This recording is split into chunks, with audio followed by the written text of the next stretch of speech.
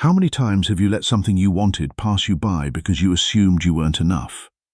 I'm not asking you to answer out loud.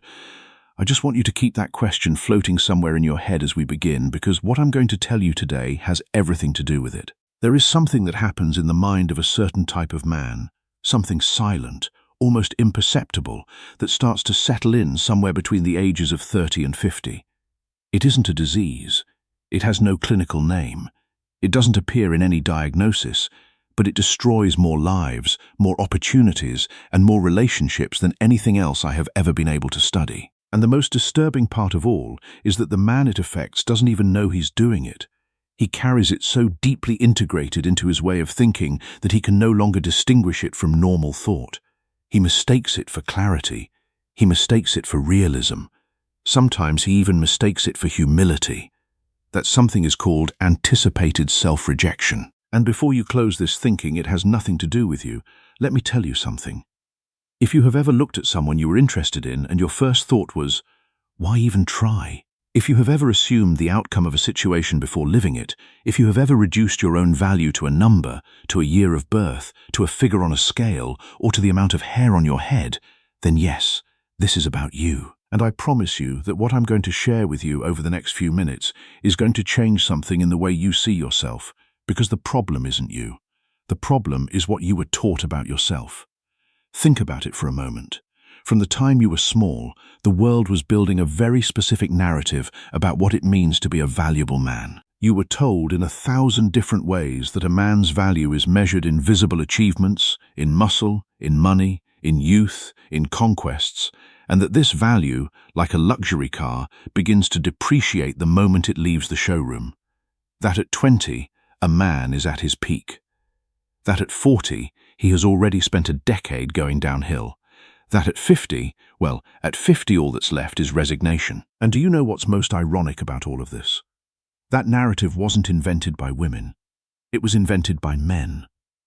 Or more precisely, it was invented by a culture that never truly understood what moves people, what generates genuine attraction, what creates connections that last. A culture that reduced something enormously complex to a supermarket equation. Youth plus appearance plus status equals value. Full stop. But psychology has been telling us something completely different for decades, and it's time that knowledge reached where it needs to reach. The Stoic philosopher Epictetus taught, it's not what happens to you, but how you react to it that matters. And the narrative we've been fed about aging is something that happens to us. But how we react to it, whether we accept it as truth or question it, is entirely within our control. And that is where the real power lies. I want you to think of someone you know or have known who has a special presence. I'm not referring to someone necessarily attractive in the conventional sense. I mean someone whose entry into a room changes something. Someone who, when they speak, people listen. Someone who doesn't need to raise their voice to be heard, who doesn't need to interrupt to be taken into account, who doesn't need to show off to be admired. Someone who simply is. And that way of being generates something in others that is difficult to define, but absolutely impossible to ignore. Do you have someone in mind? Now tell me, how old is that person? I'll bet they are not necessarily young. I'll bet that the presence you perceive has nothing to do with their year of birth.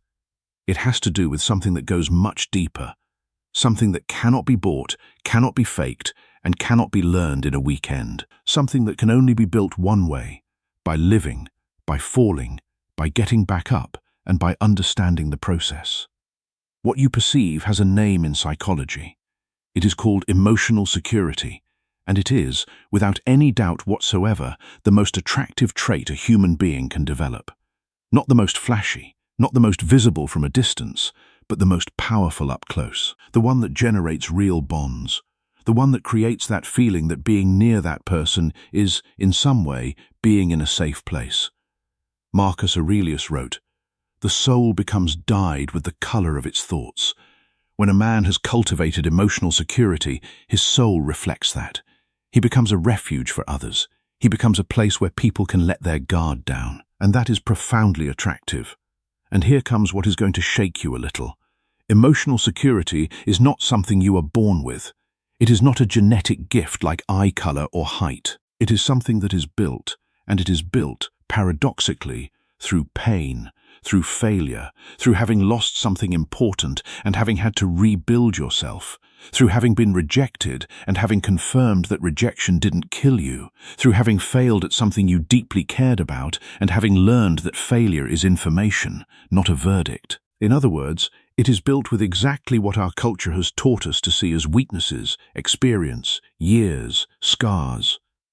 There is a fascinating study from the University of Michigan that analyzed over several years which factors predicted long-term satisfaction in romantic relationships, and the results surprised many people. Because what most predicted satisfaction was not initial compatibility, not physical attractiveness, not even shared values, though all of those factors carried some weight.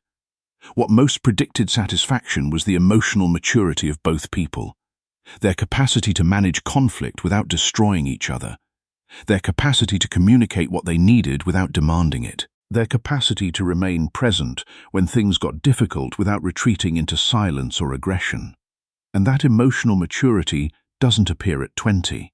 At 20, most people, regardless of their intelligence or their attractiveness, are still building the foundations of who they are.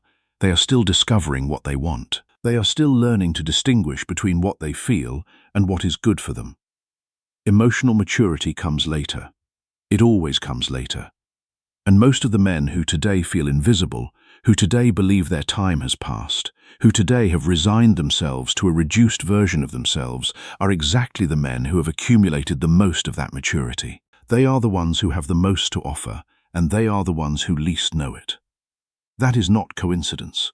It is the result of years absorbing a message that pushed them outward instead of inward, a message that told them their value lay in what they showed, not in what they were, in what they had, not in what they understood, in how they looked from the outside, not in how they functioned from within. And there is something especially cruel about that message, something very few people point out, that while that message was pushing men downward as the years passed, it was also robbing them of the opportunity to develop the only thing that would have truly made them grow.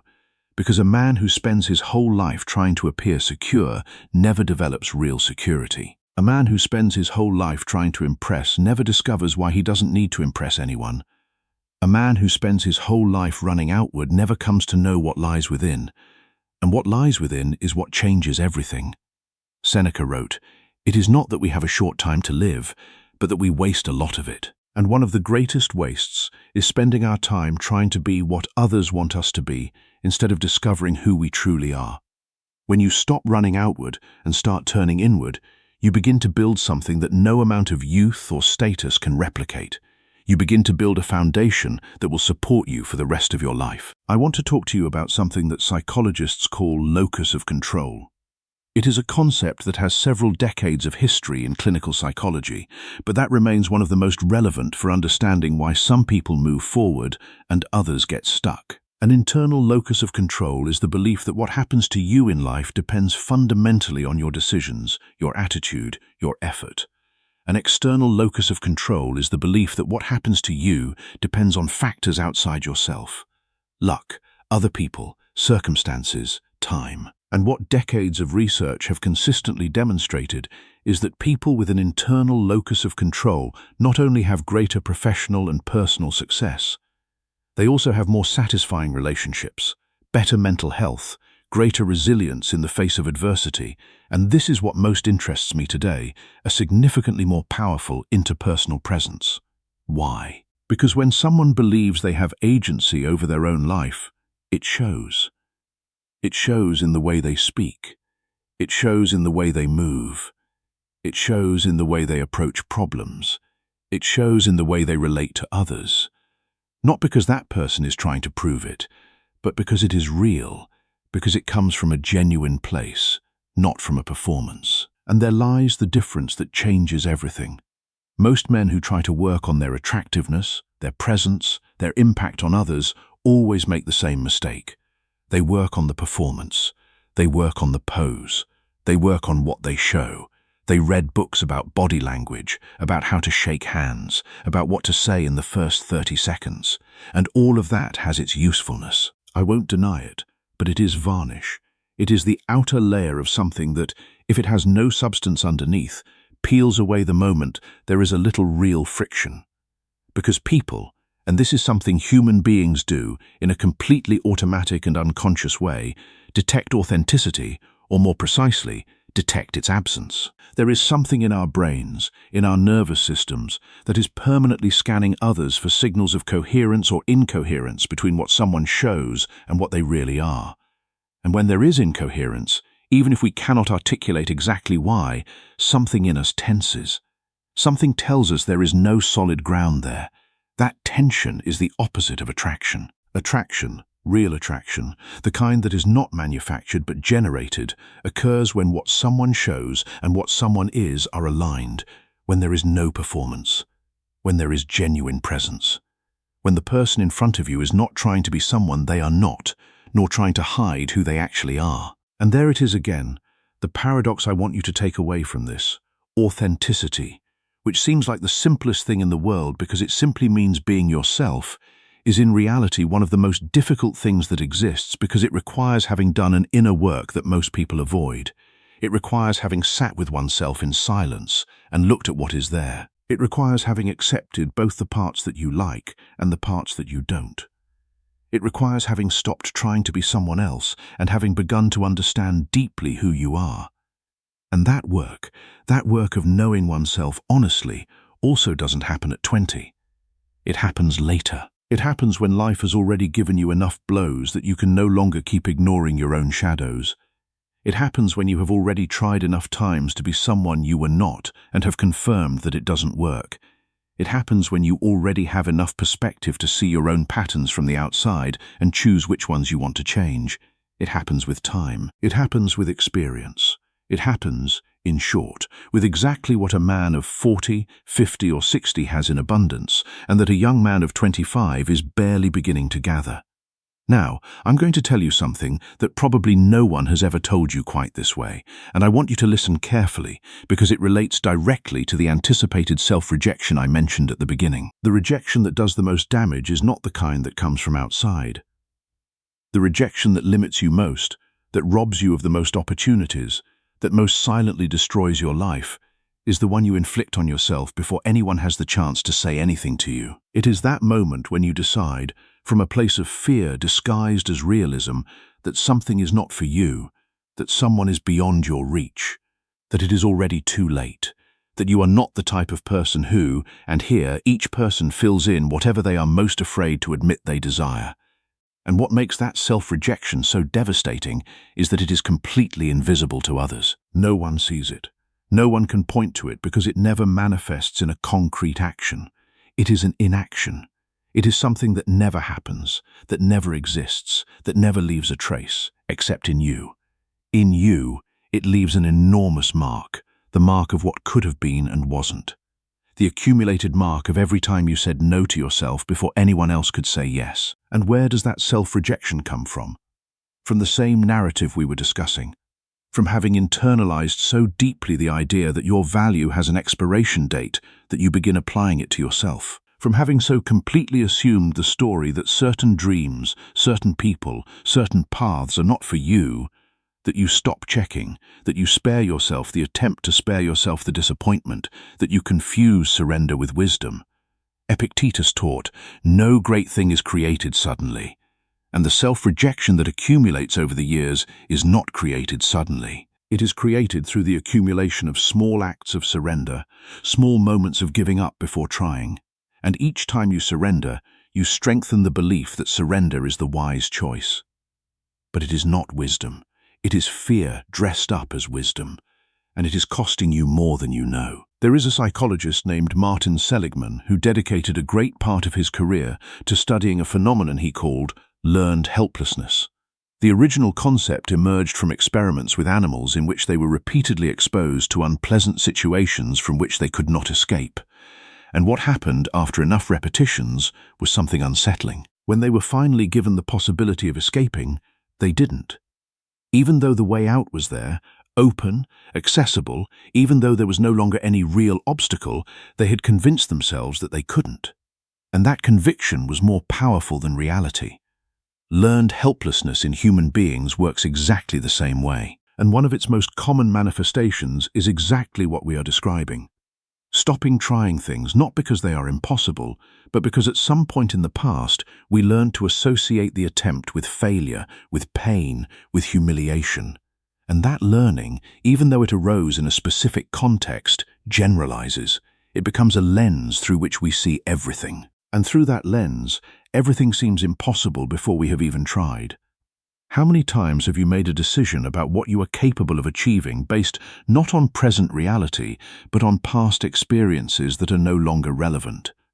How many times have you projected onto the present a failure that occurred in a completely different context? How many times have you told yourself that you already know how this is going to end based on how that other thing ended? Because that, precisely that, is what keeps you immobile. Not reality, not your circumstances, not your age, your appearance, or your history. What keeps you immobile is the story you tell yourself about all of those things. And that story, however absolutely true it feels, is exactly that, a story. Built in the past from partial data, filtered through fear, consolidated by repetition. And stories can be rewritten. But rewriting a story doesn't mean ignoring it. It doesn't mean pretending that what happened didn't happen. It doesn't mean adopting a superficial optimism that crumbles at the first adversity. It means something much deeper and much more difficult. It means examining the story honestly and asking yourself which part of it is still true today and which part no longer is. It means separating the facts from the interpretations. It means identifying the moments when you generalize too broadly, when you applied to the present a lesson from the past that no longer applies. And that requires something that very few people consciously cultivate. The capacity to observe oneself from the outside, to be at the same time the one who lives the experience and the one who examines it, to not identify so completely with one's own thoughts that it becomes impossible to question them. In Stoic philosophy, Marcus Aurelius spoke of this almost 2,000 years ago. He spoke of the importance of distinguishing between the things that are within our control and those that are not. And he pointed out that the source of all unnecessary suffering is confusing these two categories, suffering over what we cannot control. And what is equally destructive, surrendering to what we can control by convincing ourselves that we cannot. A man's age is not within his control.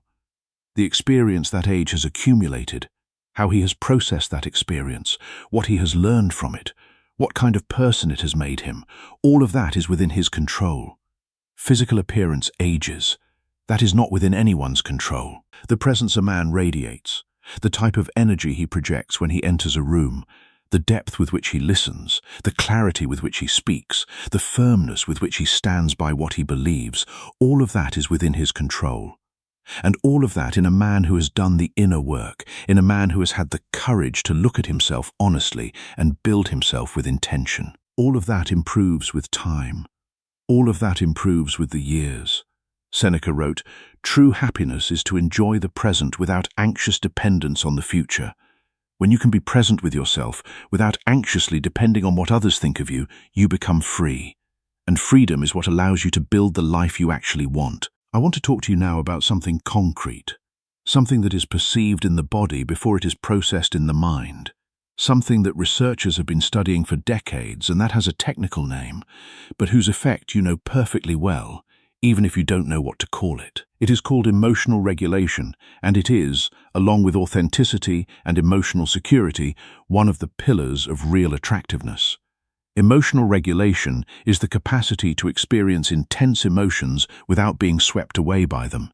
It is the difference between feeling rage and acting from rage, between feeling fear and being paralyzed by fear, between feeling pain and sinking into pain. It is the capacity to be completely present in an emotion without losing sight of the broader picture, without losing the thread of who you are and what you want. And notice what it generates in others. When you are near someone who has that capacity, who can be in a tense situation without losing their composure, who can hear something difficult without becoming defensive, who can disagree firmly without turning aggressive, who can receive criticism without crumbling or counterattacking. When you are near someone like that, you feel something that is very difficult to articulate, but very easy to recognize.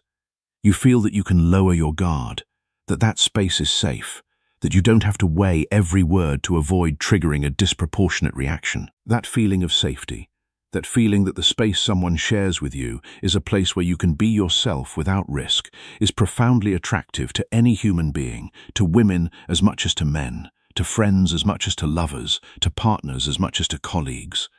Emotional regulation is, in essence, a gift you give to everyone who shares your space, and that gift cannot be faked. You can try to act like someone who has it, but the act lasts exactly until the situation gets difficult, until there is real friction, until something genuinely hurts. And there, in that moment, what lies beneath the act always rises to the surface, because what lies beneath is what you are. And what you are is what people feel when they are with you, even if they cannot explain exactly why. Marcus Aurelius wrote, "You have power over your mind, not outside events. Realize this, and you will find strength." When you cultivate emotional regulation, you are exercising that power. You are not letting external events dictate your internal state. You are calm. You are grounded. And that groundedness is what makes people want to be near you. Right now, I want you to do something. Just for a moment, I want you to think about the relationships you have had throughout your life, whether romantic, friendships, professional, family, and I want you to identify the moments when you felt you were authentically yourself, when you were not performing, not managing the image you were projecting, not calculating what to say to produce the desired effect, moments when you simply were. What were those relationships like? How did you feel in them? How did others respond? Now, think about the opposite moments, the moments when you were very focused on how you were being seen, when you were playing a version of yourself that you believed was more acceptable or more impressive, when you were managing the narrative, controlling what you revealed. What were those interactions like? How long did that sense of connection last before it evaporated? The difference between those two experiences is the difference between presence and performance, and your personal history has already taught you which one works better. You don't need me to demonstrate it. You know it. You have lived it. The problem is that knowing something and applying it are not the same thing. And between knowing that authenticity works better and having the courage to be authentic consistently, there is a chasm called vulnerability. And vulnerability, for many men, is exactly the territory where fear wins, because we were taught that vulnerability is weakness, that showing what you feel is dangerous, that needing something is a sign that you are not enough, that admitting you don't know something is a threat to your credibility, that recognizing you were wrong is an invitation for others to attack you. And there is a grain of historical truth in all of that. In certain contexts, in certain environments, in certain eras, male vulnerability was effectively punished. And that punishment left collective marks that are transmitted from generation to generation, not through genes, but through attitudes, through what is said to boys when they cry, through what is praised and what is ridiculed, through the models that are presented as worthy of emulation. But modern psychology has been demonstrating for decades that that narrative, even though it had its historical reasons, is profoundly counterproductive for individual well-being and for the quality of relationships. Brené Brown, whose research on vulnerability is now indispensable in the field of social psychology, documented over years something that goes completely against what many expected to find, that vulnerability, far from being a weakness, is the source of the deepest connections. That people who have the capacity to show themselves as they truly are, with their light and their shadows, with their certainties and their doubts, are the ones who generate the most authentic and most lasting bonds. And crucially, they are the ones who project the most security, not less, more. Because there is an enormous difference between vulnerability born from fear and vulnerability born from security. The first is the lament of someone who feels small and doesn't know how to ask for help. The second is the openness of someone who feels large enough not to need to pretend they have no cracks. The first seeks compassion. The second seeks nothing.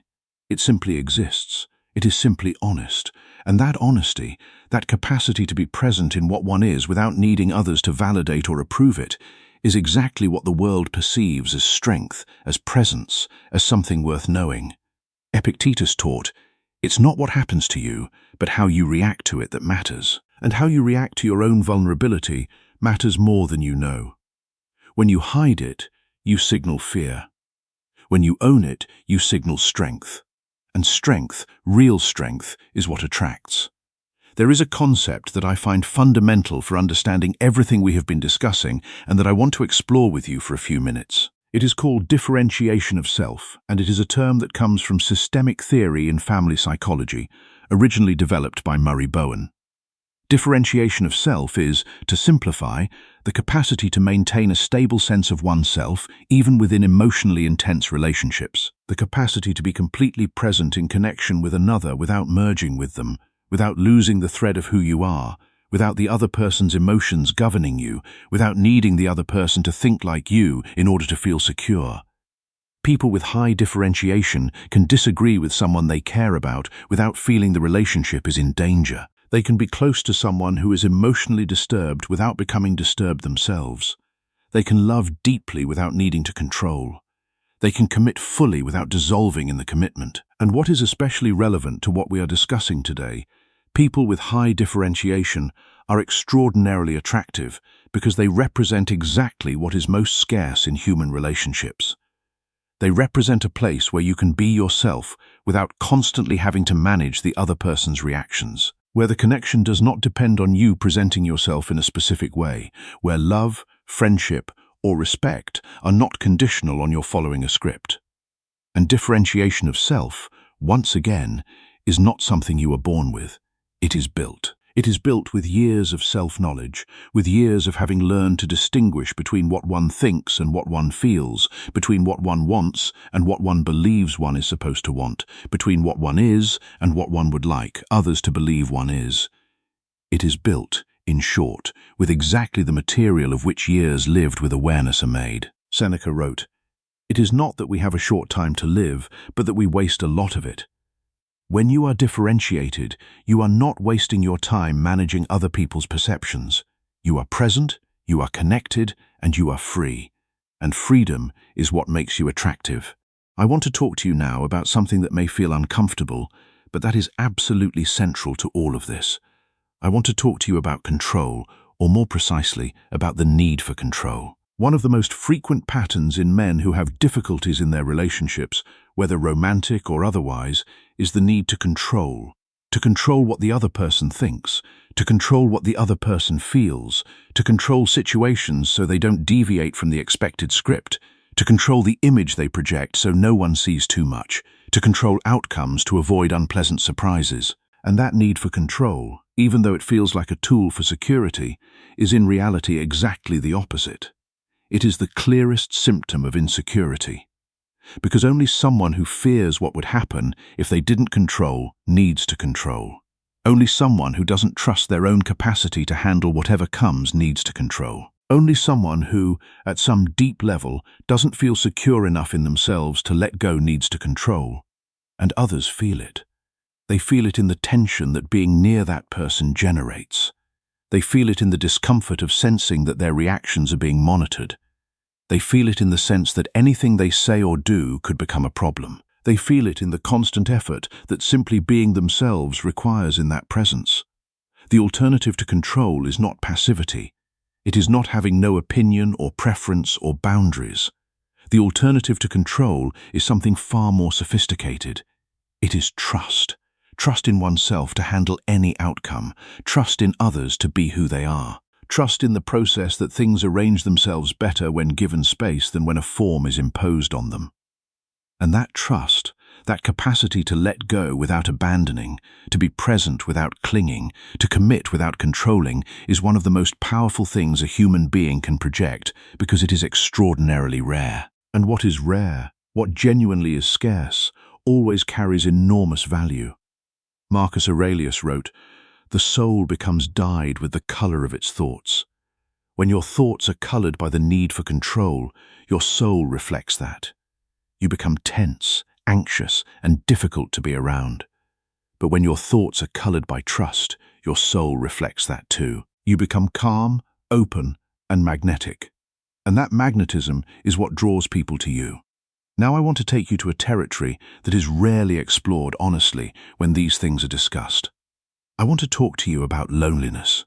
Not about loneliness as a problem to be solved, but about loneliness as an indicator, as information. Most men who feel lonely, who feel that their relationships don't have the depth they would wish for, who feel that others don't really know them, Make the mistake of attributing that loneliness to external factors, to bad luck, to the wrong people, to a society that makes authentic connections difficult. And there is something true in all of that, but there is something that is frequently overlooked, that the deepest loneliness doesn't come from not finding the right people. It comes from not being completely available for connection. And what does it mean to not be completely available for connection? It means being so occupied managing the image you project that you have no space to simply be. It means being so focused on what the other person thinks of you that you cannot truly listen to what they are telling you. It means being so protected by layers of performance and self-defense that no one can reach where you actually are. The paradox is devastating. The fear of rejection, which is what generates all that protection, is exactly what produces the outcome you most fear, because no one can genuinely connect with a performance. Because true intimacy, the kind of connection that truly satisfies, requires that there be someone real on the other side. And if the real person is hidden behind so many layers of management and control, the connection that forms is always superficial, always unsatisfying, always fleeting. It takes courage to be truly present. And being truly present means assuming the risk of being seen as you actually are, with everything that implies. Do you know what the men who, regardless of their age, generate that magnetic presence I spoke of at the beginning have in common? It's not that they have no fear. It's not that they have no doubts. It's not that they have no scars or parts of themselves with which they have had to learn to live. What they have in common is that they have stopped making a secret of that fear, those doubts, those scars. They have stopped investing energy in hiding them. And in doing so, in no longer spending on concealment the energy they once spent on it, that energy became free for something completely different, for being present, for listening, for being generous with what they have, for building rather than only defending. And that presence, that generosity, that capacity to build is what people perceive. It is what generates admiration. It is what creates real bonds. It is what, paradoxically, is far more attractive than any performance of security anyone could mount. Epictetus taught, no great thing is created suddenly, and the presence you build by letting go of control is not created suddenly. It is built through the accumulation of small acts of trust, small moments of vulnerability, small choices to be real instead of protected. And each time you choose presence over performance, you become more attractive. You become more magnetic. You become someone people want to be around. I want to finish with something I consider absolutely fundamental, something that summarizes everything we have discussed and that I want you to carry with you in a very concrete way. The real attractiveness, the real presence, the real value of a man is not measured in years, but in what those years have produced within him. A man of 50 who has lived those 5 decades with awareness, who has come to know himself honestly, who has developed the capacity to be present without needing to control, who has cultivated enough security to be authentic without apology, that man is not in decline. That man is at a point in his life where he can offer something no one else can offer anyone. The depth that only comes from years lived with open eyes, but that doesn't happen automatically. Aging is automatic. Maturing is not. Aging only requires time. Maturing requires intention. It requires the willingness to look at oneself honestly. It requires the courage to stop performing and start being. It requires the humility to recognize what one still doesn't know and the legitimate pride in knowing everything one already does. It requires, in short, choosing to be the protagonist of your own story rather than a passive spectator of the passing years. And that choice has no expiration date. There is no moment when it is too late to start building yourself with intention. There is no age beyond which inner work ceases to make sense or produce results. The human brain has a capacity for adaptation and change that modern neuroscience continues to discover in all its complexity. And one of the most consistent conclusions of that research is that change is possible at any moment in life for whoever truly decides it. The only question that truly matters is not whether it is possible. It is whether you are willing. Are you willing to stop rejecting yourself before anyone rejects you?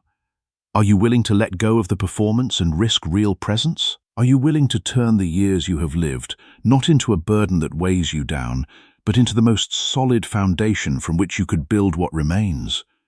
Because what remains can still be extraordinary if you decide that it will be.